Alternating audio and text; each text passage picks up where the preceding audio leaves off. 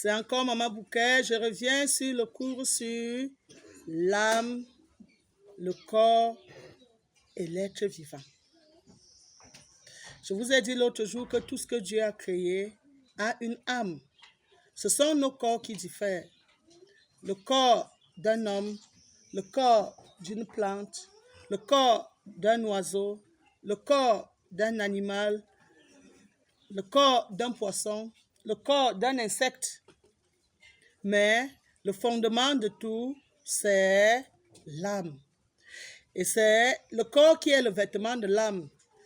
Je vous ai défini l'âme comme ce qui fait qu'un être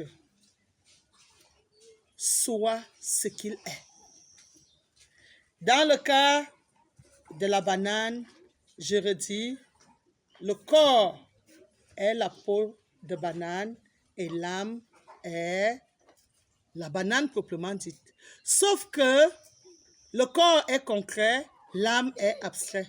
Je ne vais pas définir les mêmes choses tous les jours. J'insiste dessus parce que c'est la base de notre délivrance et de la prise de conscience effective. Vous m'avez posé la question, qu'est-ce qui salit une âme? Ce sont les actes que nous posons qui salissent une âme. Tout le mal que nous avons déjà intégré sur cette terre, c'est ainsi que nous pouvons nous retrouver à des pourcentages près à une âme complètement salie comme celle-ci et une âme dans son état pur. Et Dieu maintenant, pour retirer une âme, il regarde l'état de pureté d'une âme. Une âme complètement sale comme celle-ci, c'est elle qui va se balader comme un esprit. Maintenant, une âme propre comme celle-ci, elle part en entier. Et une âme qui s'est salie d'un seul côté, comme l'autre âme-ci, le côté qui s'est sali, Dieu le laisse. Il part retrouver ceux qui sont sales dans sa poubelle. Et il reste avec l'autre-ci. Alors, certains m'ont donc demandé, l'âme que Dieu reste avec, comment ça fait pour devenir entier? Oui, l'incarnation est bel et bien une notion divine. N'oubliez pas que Dieu est énergie. Et dans le monde de l'énergie, tout se transforme, mais tout se conserve.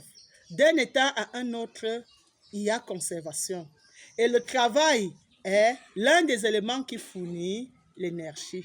Alors, quand une âme vient, le peu de pureté qu'il y a en toi, tu viens travailler pour régénérer et devenir le plein qu'il te faut. Et selon le mal qu'on a fait dans la vie passée, nous avons été coupés. Si tu avais fait le mal à 80%, ta coupure a été au niveau de 80. Tu as 20% comme base de régénérescence.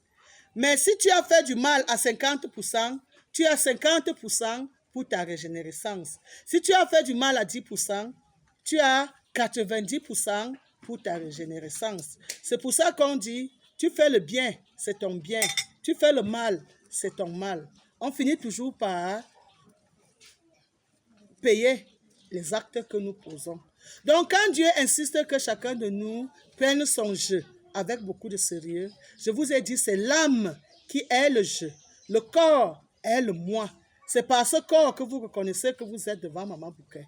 Mais c'est mon âme qui s'adresse à vous. C'est cette âme en qui Dieu a mis toute sa quintessence pour que les vérités vous soient décortiquées et qu'elles viennent à vous d'une façon concrète.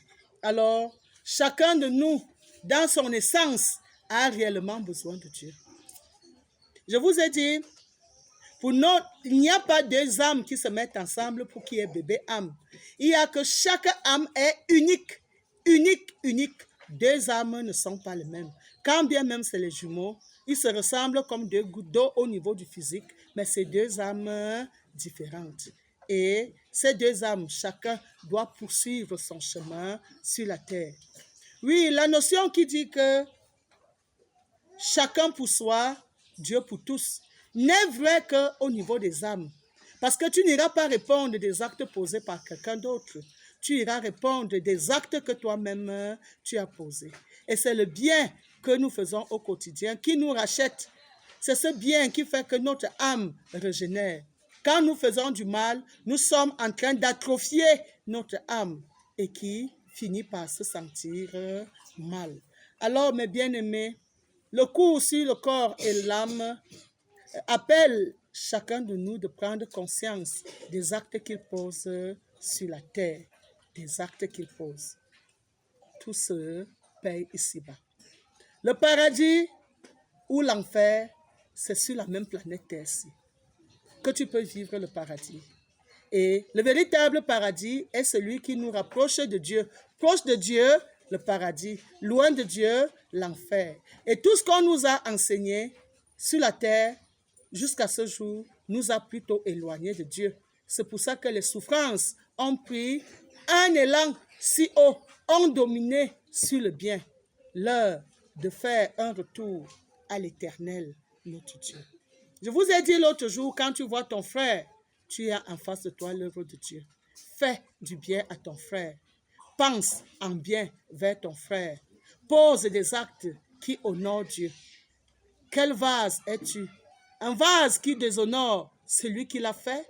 Ou un vase qui honore celui qui l'a fait? Le Dieu qui nous a fait est éternel. Il est, il était et il sera. Maman Sagesse est son nom. C'est lui qui répond aux critères de l'omnipotence, de l'omniscience et de l'omniprésence. C'est lui qui est présent partout et au même moment. Je veux bien que beaucoup d'entre nous puissent désormais louer Dieu selon la réalité et selon la vérité. Tout ce que nous continuons à faire avec ces corps qui sont enterrés à gauche et à droite ne sied pas à la volonté de Dieu. Je vais introduire une autre notion aujourd'hui, un arbre. L'arbre qui a ses feuilles, chaque saison, il perd ses feuilles, les feuilles mortes. De génération en génération, si vous allez dans nos forêts denses, vous allez trouver que des feuilles sont tombées, les feuilles sont redevenues la terre et la feuille verte n'a pas besoin de la feuille morte pour s'épanouir. La feuille verte a besoin que l'arbre soit parfaitement en bon état pour que la feuille progresse. Nous les vivants, nous n'avons pas besoin de mort. Mais nous avons besoin du Dieu qui nous donne la vie. C'est lui qui donnait la vie à tous ceux qui sont morts. C'est lui qui donnera la vie à tous ceux qui vivent, à tous ceux qui viendront. Donc notre origine n'est pas au niveau des tombeaux de nos ancêtres. Notre origine est auprès du Dieu qui génère chaque génération. Chaque génération d'hommes a besoin de Dieu, le Dieu créateur de toutes choses. Maman Sagesse est son nom. La terre n'est pas la terre de nos ancêtres. Nos ancêtres n'ont pas créé la terre. La terre est la terre de Dieu. Le présent est le présent de Dieu. Le futur est le futur de Dieu. Ce n'est pas la terre de nos ancêtres. Nos ancêtres sont aussi nés. Ils ont trouvé la terre. Nous sommes nés. Nous avons trouvé la terre. Mais le créateur de la terre est l'origine de nous tous. Si un jour on vous a demandé de vous connecter à votre origine, ce n'était pas d'aller fouiller vos ancêtres, c'est de voir le Dieu qui vous a fait et qui a décidé de la famille où vous êtes né, de la tribu où tu es né, de la race où tu es né.